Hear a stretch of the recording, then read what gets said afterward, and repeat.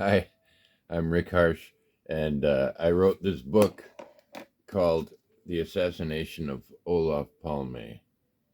It's an anthological novel. It's by Rick Harsch et al. Now, if you haven't been familiarized with this novel yet, today I will talk a little about the history that is um, covered in this book. Um, but before I start, maybe I'm ready to go already. Maybe I've said enough, but maybe not. Like and subscribe and send. I'm not on Patreon, so just send cash. In fact, fuck the like and fuck the describe and subscribe and describe. Just, fuck all that. Just send money. That's you know because it really helps the algorithm when you send Rick Harsh money, and we want to help the algorithm, don't we? Uh, this is brought to you by Saber Guitars, but they don't give me any money, you know. So make sure you hit the I don't know. I think I have cortisol addiction. Do we all see the same commercials? I think we probably do. One of my favorite ones was the the guy who started working out because his wife was cheating on him or something like that. I don't remember. It was pretty funny, but didn't last very long. We have the 28-day 7-minute a day chair workout. You see that one? Yeah, I like that one. And my dad got a flat stomach by laying on a railroad track and waiting for a train to come, or however that went. I don't know. I'm not a commercial guy. I'm just not good at it. I'm not even good at setting up my map. This is Europe. Um, this is Norway. Wait, okay, here, yeah. This is one of those. I don't know. Would you call it a 3D map or I don't know what you call it. So anyway, uh, I want to talk to you about the assassination of Olof Palme to convince you that there is some really good history in this book that we really ought to know. Oh shit, the battery. Oh man, hold on. I'm gonna have to let's go together. Okay. We're gonna go get the plug, the plug, because this is not the kind of um, oh shit. Where is it? Is it in the other room? There are many rooms. Let's let's go. Let's take a tour of the apartment. Okay. Um, there's the bathroom. Yeah. There's the toilet. There. I don't know if you saw it, but there's a mirror. Hi. Um, here's my daughter, Baiderby. Say hi, Baiderby. Hi. You don't sound happy. Say hi. No. Okay. All right. Well, that's my daughter. Okay, the plug isn't down there. Where is the plug? Uh, we need to plug in this thing because this will be a 20-30 minute thing. Uh, uh, we're off to a slow start, aren't we? Um, it's not there. Is that it? Yeah, it is. Okay, here it is. We got the okay, and we plug it in right there, and then we plug it into the phone. And now, if we can, we plug it into the phone, and there we go. All right.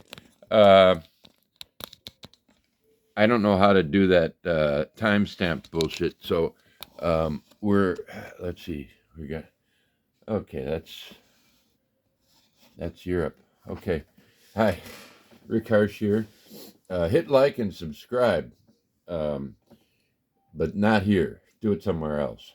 Don't fuck with my video. All right.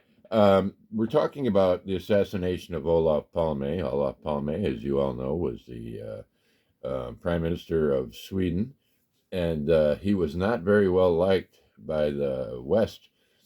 When the U.S. bombed Vietnam, the Christmas bombing of Hanoi, he gave a speech at the United Nations, and it was a really brilliant speech because he talked about events that would be known just by the name. The Christmas bombing of Hanoi. The what were some of the other ones? I don't remember what they were, but Oradour was one.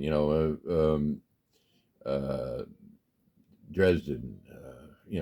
Things that now one remark and you know what they're talking about. Now we in the future it'll be Gaza. Um, I don't know. I don't trust that that's done yet. So, but that'll be one of them. Anyway, uh, I wanted to say a little bit about how this works. This book. Some people are confused because there are too many Rick Harshes in it. I'm only one of them. I'm the. It's been compared to being a conductor. Um, I have people. I tell them what I need from them, and they write it. And then when they send it to me, I like a memo or something. I had one memo that I needed in here, and a historical memo.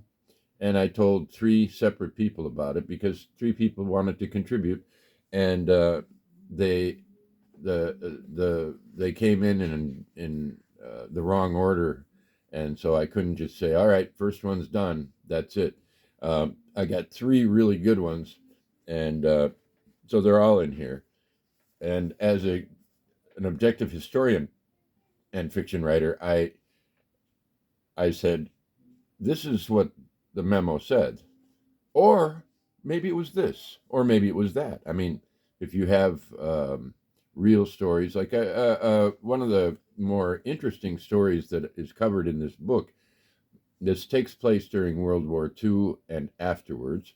And during World War II, the Yugoslav partisans were helped by Churchill and therefore by the United States as well. And so a lot of uh, OSS people, pre-CIA, proto-CIA people, were active in Yugoslavia.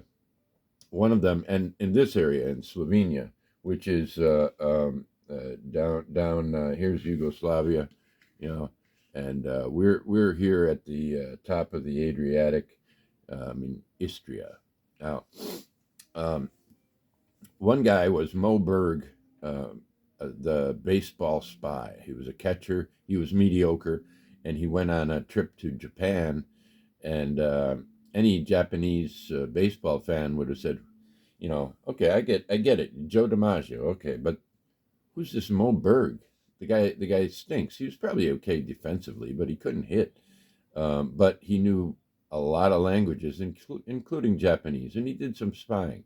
Then, when the war started, um, he was sent with the OSS to Yugoslavia.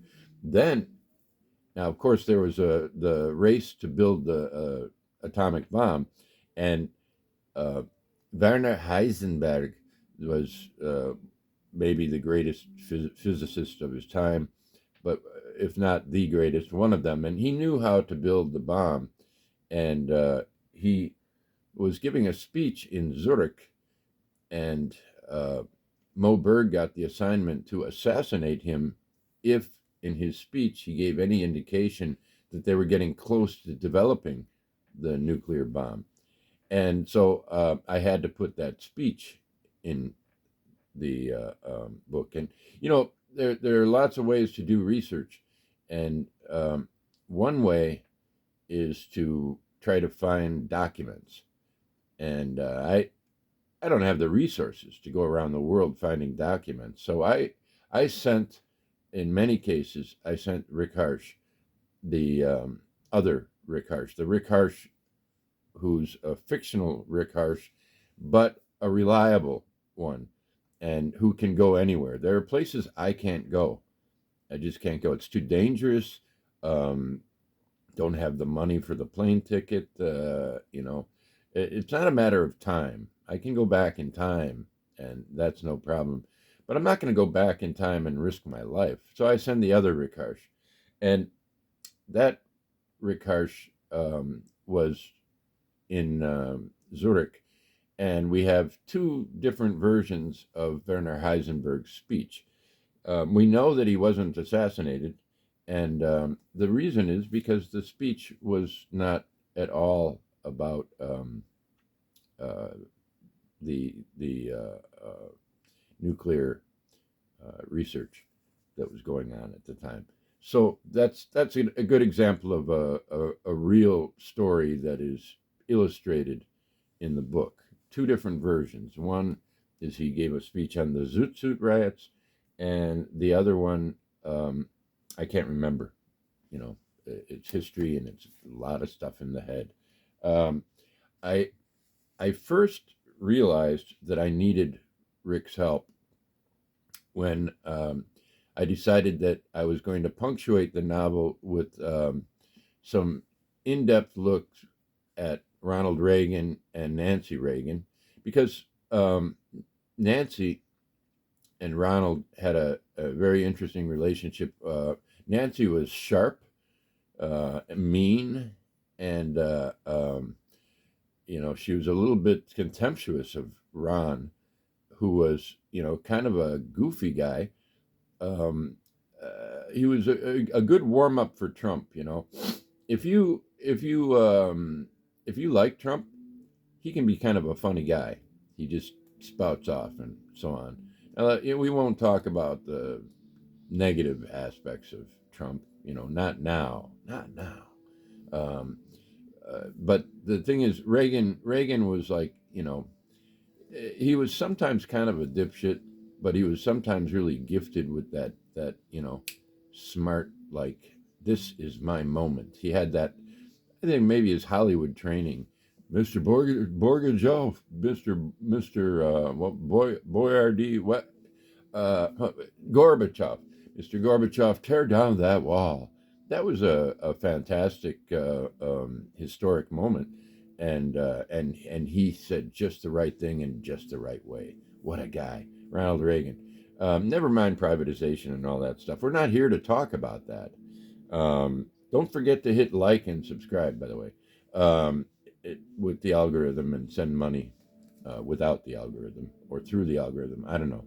Just, to me, Rick Harsch, Rick.Harsch, HARSCH at gmail.com. PayPal, best way to do it. So the thing about Ronald Reagan and Nancy is, not a lot of people know about what their life was really like. I've marked one spot in here where we get one thing that this is absolutely true, and that's one thing that's great about this book. There are things that maybe people don't know that are absolutely true. One is he used to call her Mommy Poo Pants. Now, I sent Rick there to find out how she felt about that. And so here's just a little section of Nancy and Ron. Mommy Poo Pants does not like the big strong man saying please. Mommy Poo Pants will make it as tight as she likes. Whimpering Smiley? The precise pain in the precise pain in the precise place in the precise amount for the desired effect. That's Dan Mitrione, a torturer from Indiana who was killed in Uruguay and deserved it, believe me. Finished, Daddy? Nothing came out? Stop crying, you goat. That's Nancy. So, for example, and I had to send Rick there to spy on them and get that out.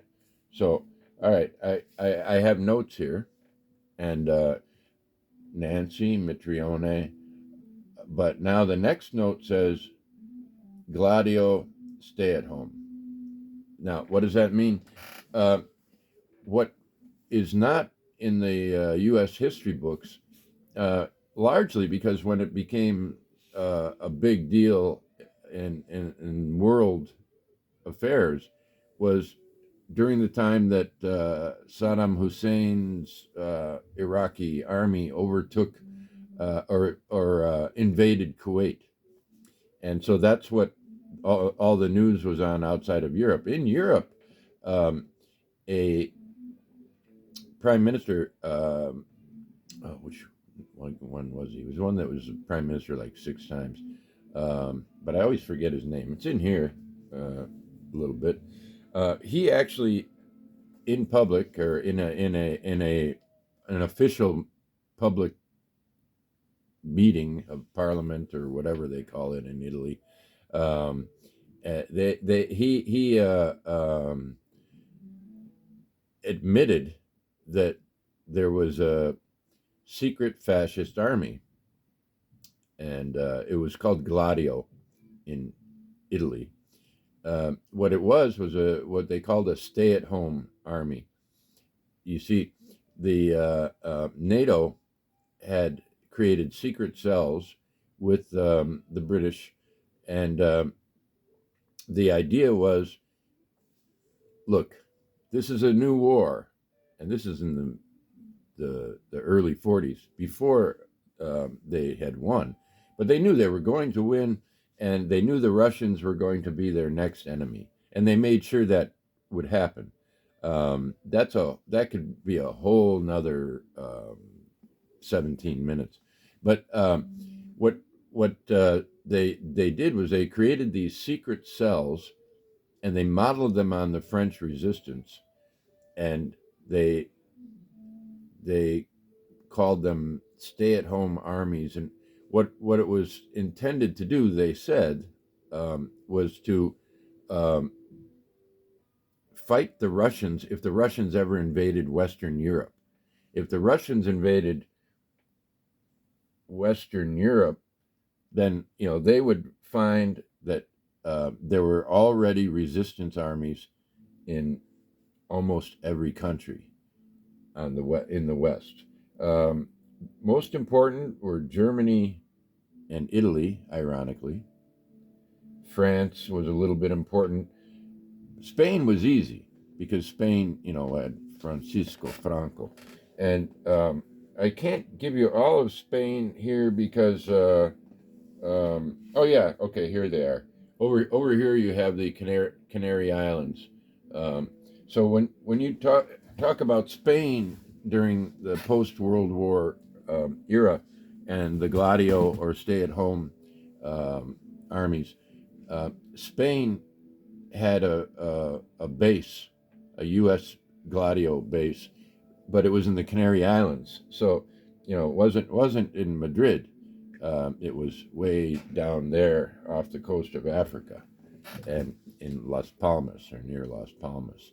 So, like, what happened sometimes is fascists would pull some shit after the war, and they would have to, like in the '60s in this area, um, some of the Gladio people, three of them, got together and they sabotaged a Fiat 500, I think it was, and they called the Carabinieri and said there's a suspicious car. It was right by the Isonzo River, um, not far from here, I think I said. And Carabinieri came, and the car had been shot up, and they inspected it, and it went boom, and killed three of them. And the investigation out of Udine, which is well, it's not really a big enough map, but Udine is um, about here, and the head of Carbonarian Udine just whitewashed the whole thing. Even though their own people had been killed, they covered it up. But we know, and it's in the book, that Vincenzo Vinciguerra um, was the head of this cell of three people. We know that there are military bases, two U.S. bases in northern Italy in that area. They um, used C4, I think it's called, the bombing, the material for bombs. They they got only NATO had that at the time, and we know even who um, uh, gave the material to the fascists, and this is all documented, well documented in Europe. Swiss historian named Daniel Ganser, I think it's Ganser, has done some great work on it, and there are, well, trust me, there are sources. So um, this is the kind of thing that they would do. Why? Why? They were there to keep the Soviets on their toes, or to surprise the Soviets should the Soviets attack. Well, the thing is, the Soviets never really wanted to attack. They had their they made a deal with Churchill. You know, it was very simple. It was like children dividing something up just to get the game going. And so Churchill said, the really, to me, the worst one was Poland. Churchill said, you can have 90% influence in Poland, meaning Poland is yours, Joe. And and Joe said, okay, you can have 90% of Greece.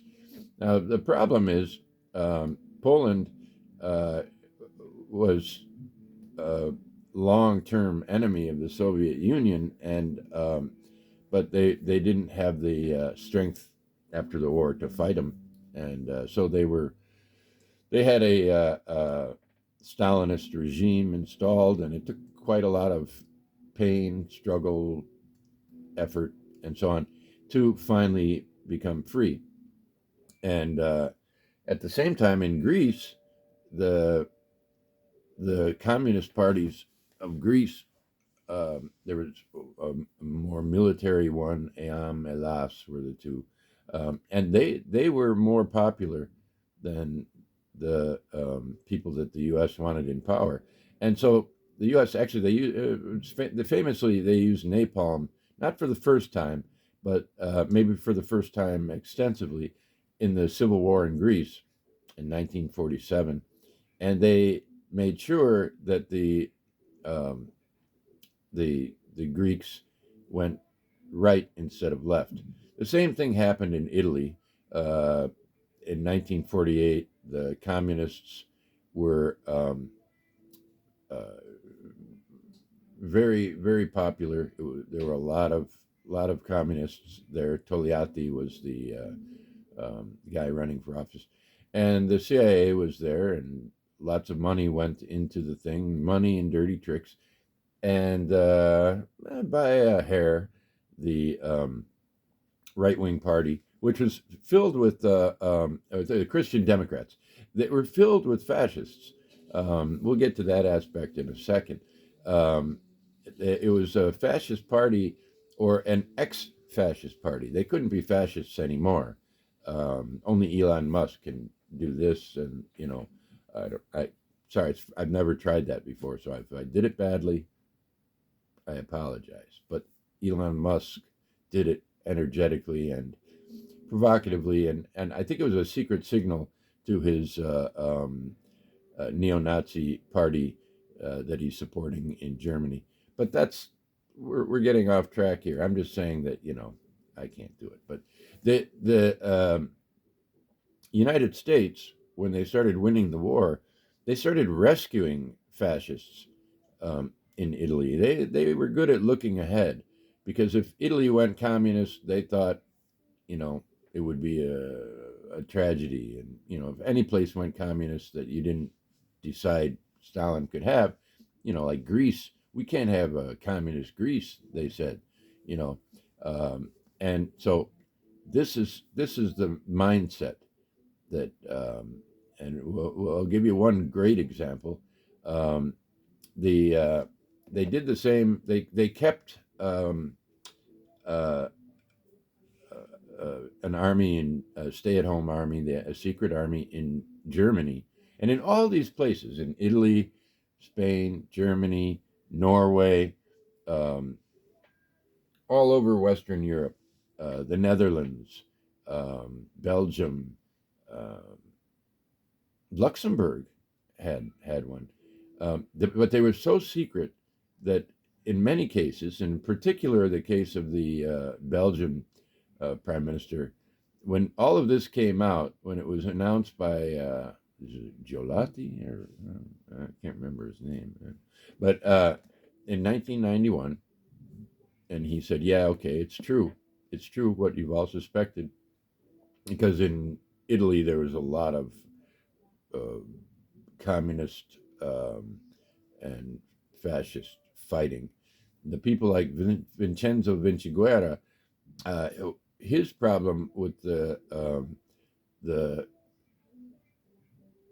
Christian Democrat fascists is that they weren't fascist enough. He was extreme, and he was so angry about the way things went that he spoke about it. He was interviewed many times, and he was willing to tell the truth because he had no um, compunctions about it, and he admitted what he did, and they took care of their people. Like Vinciguerra was sent to Spain. Well, what does that mean? Canary Islands. So he had a nice vacation. And the problem with Vincenzo, he successfully got the carabinieri to this car and blew them up. And he was supposed to just take off and go to Spain. But a few months later, he and his crew of two, um, in okay, here's us here, right by Trieste. 45 minutes from here is a place called Monfalcone. Um, and, uh, well, there's an airport right near there, the Trieste airport. And there was a flight to Bari, which is down here. And Vincenzo, when he was supposed to be in Spain, he and his crew um, tried to hijack the plane to Bari, and it went badly. One of them was killed. One of them was injured, I think, and one of them was just captured. Maybe I'm not sure. And Vincenzo, I believe, got away. Eventually, he was jailed, but at the time he went to the Canary Islands. So in all these places, they had hidden throughout the countryside weapons caches, and there you can even find out now where they were. In this area, being on the border with Yugoslavia, it was a very big thing to have the capacity to have an army form quickly on the French resistance line, you know, and that's what they call them, stay-at-home armies. That's why they call it. They were the army. It's at home, it's hidden, and nobody knows. Well, so here we are. We're going to stay in the same area uh, because um, there's Augsburg is I don't know, about, I can't see if it's on the map, but about here. Lyon in France is here, and so it's a very very short distance. Well, one of the worst things that they did, they meaning the Gladio, the stay at home, the NATO cells. One of the things that they did was they saved Klaus Barbie, and there was an Augsburg cell, and he was in Augsburg, and there was a non-military guy working for the military for the U.S. in Augsburg, and one of the people receiving money and working with the U.S. was Klaus Barbie, the butcher of Lyon, who escaped, and one of the most famous Nazis in France, a real brute, a barbarian, etc., etc. And this guy, the U.S. hired because of his linguistic skills, knew about Klaus Barbie, and had the pleasure of meeting him. And of course, Klaus had a different name, and he met Klaus Barbie and kept his mouth shut at first, and then he went in and talked to his boss, and he said, "Hey, uh, you know that guy, so and so. Let's call him Tomas. Tomas, that guy. That's Klaus Barbie. He's wanted by the French, really wanted, badly by the French." And his superior officer told him, "Shut the fuck up. Don't ever mention that here again."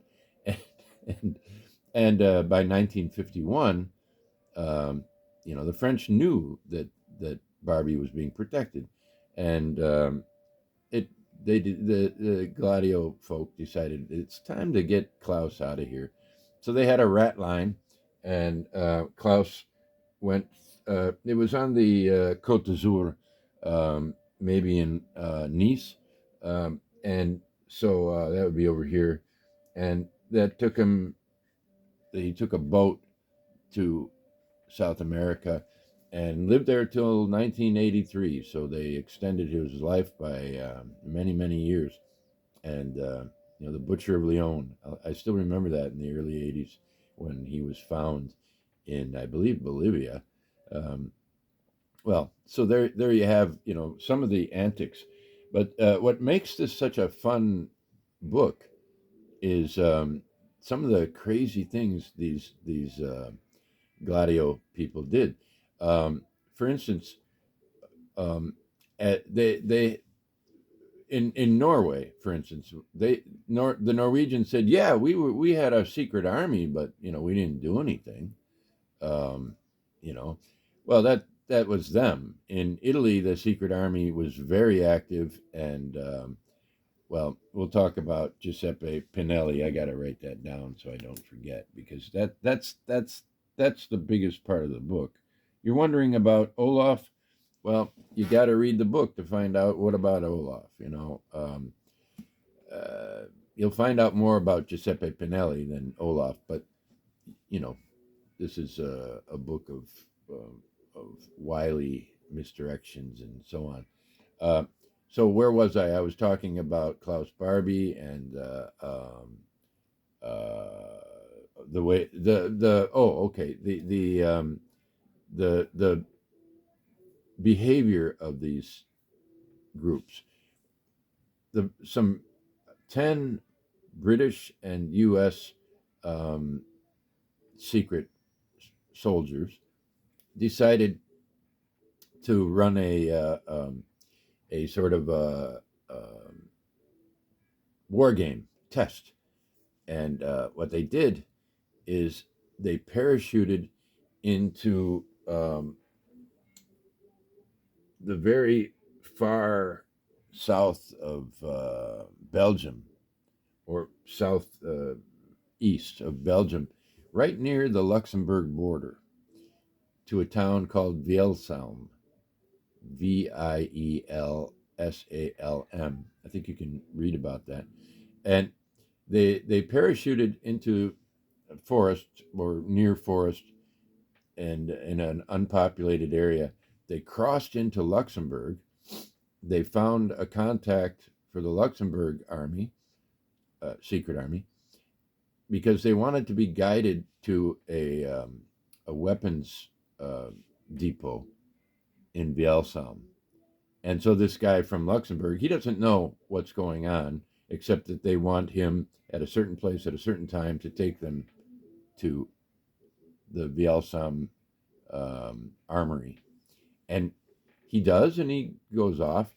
Next day, he reads in the paper that there was a bit of a to do in Vielsalm. They actually they killed one person at the armory. They robbed the armory, and they got away. Um, Belgium was an ally. Luxembourg was an ally, but they liked to see what they were capable of. One of my very favorite ones, and this is delivered in the first person because I was able to get a copy of the recording, or Rick was, and the recording was uh, first person. He was being debriefed, um, and this is an absolutely true story.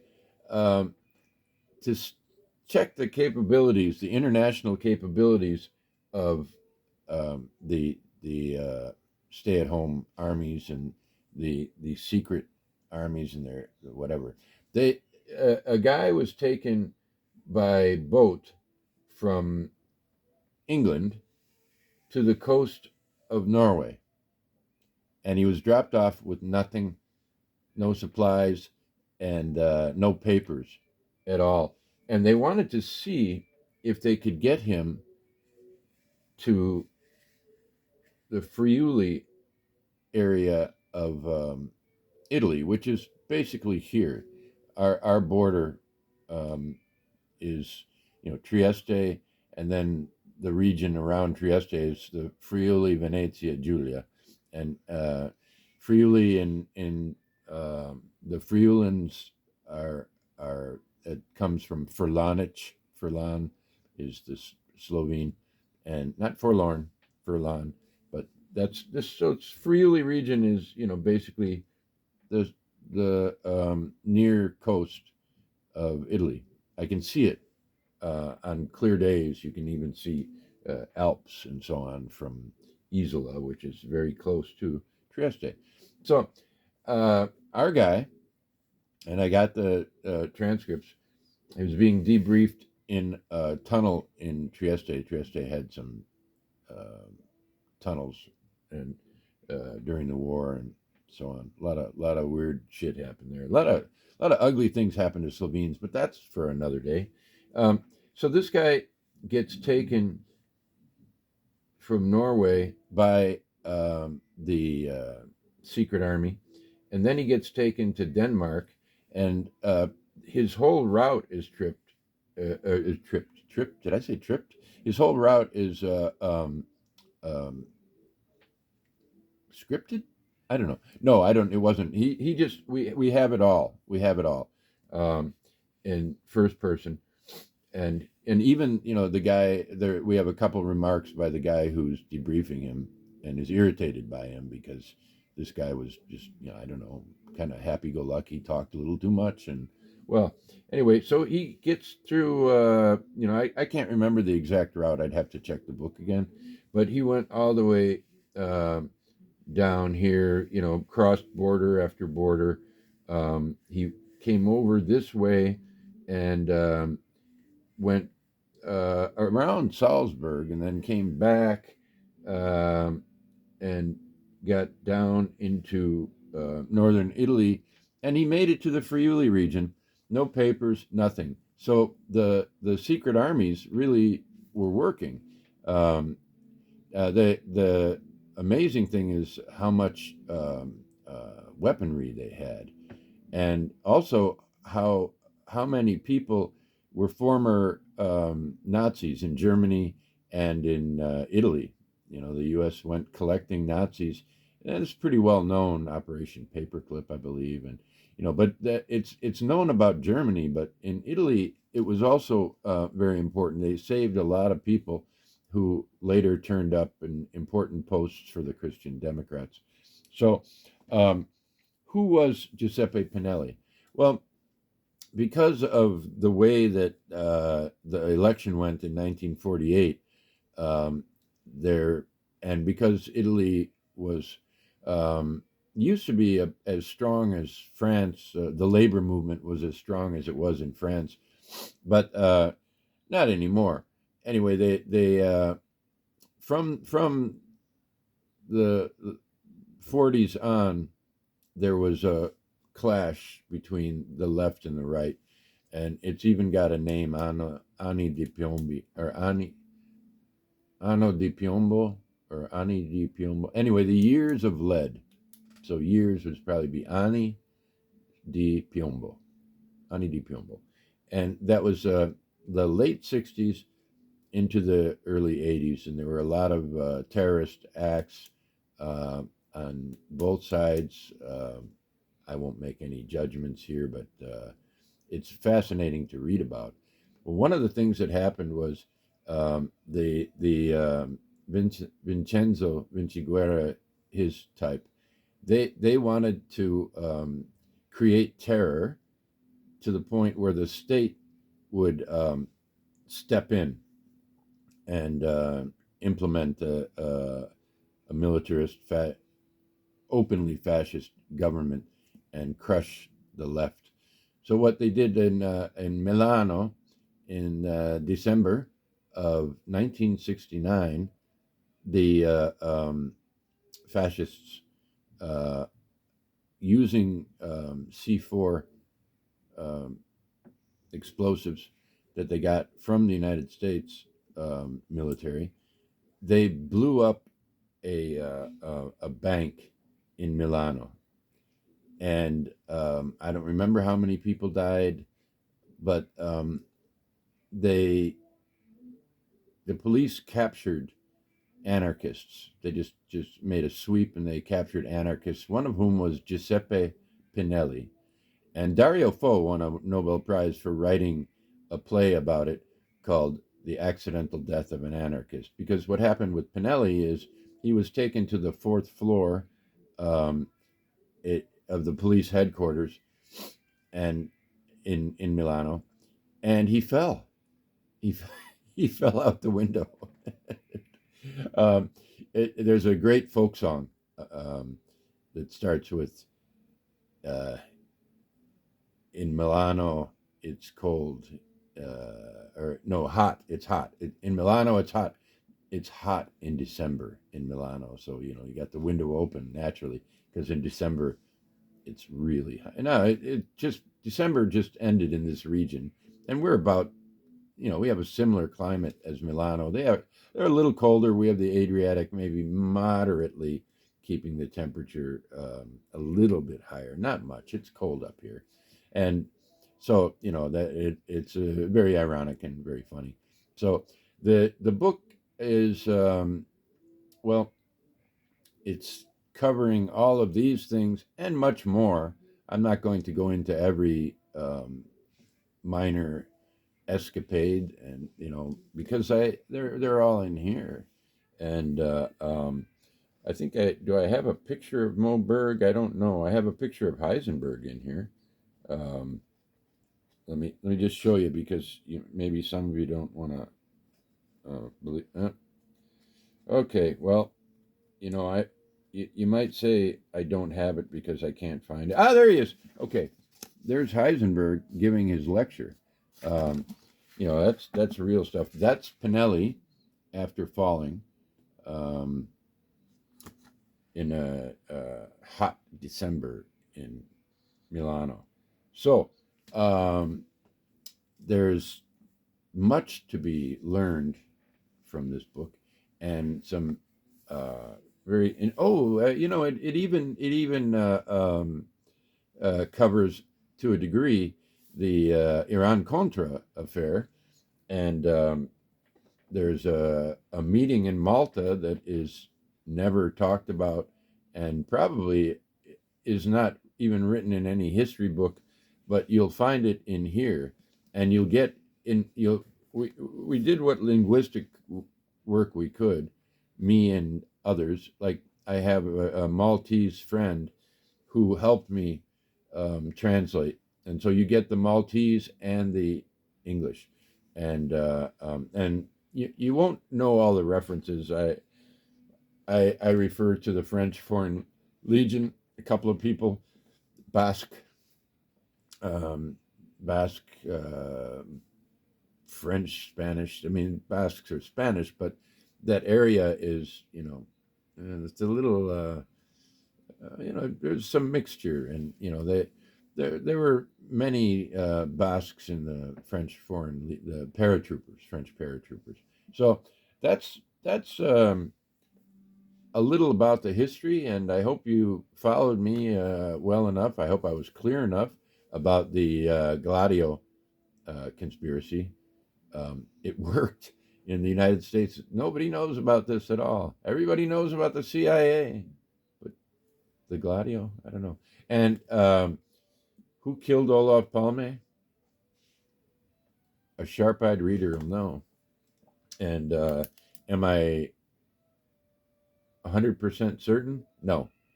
I make an educated guess.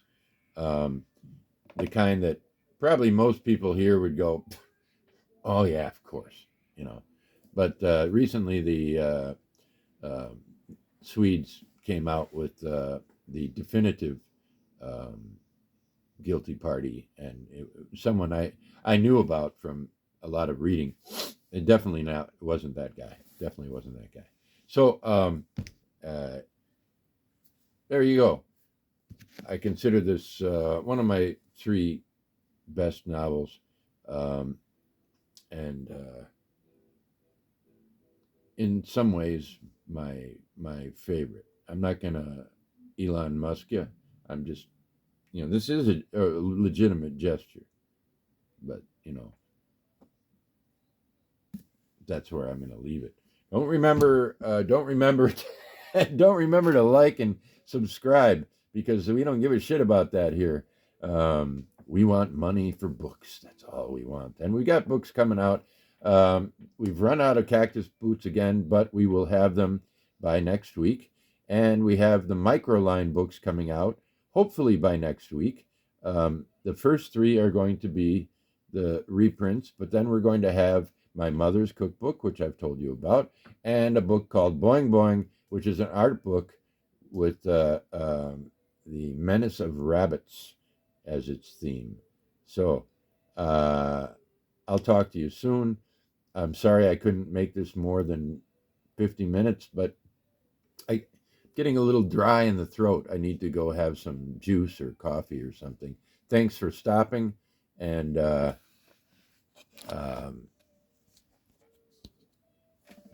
I'm not kidding. This book, you'll not read another book like it. An anthological novel, a book written by doppelgangers. There are more things in there than meet the eye. It's not proofread, and that was by design. What happens to a book that's not proofread? Well, I found out. I was able to trap. They're sort of anti muses that get in and fuck with the work, and this traces some of their behavior, and well, it's say goodbye to Europe. Ooh, that sounds very Cold War, doesn't it? Well, sorry. Bye.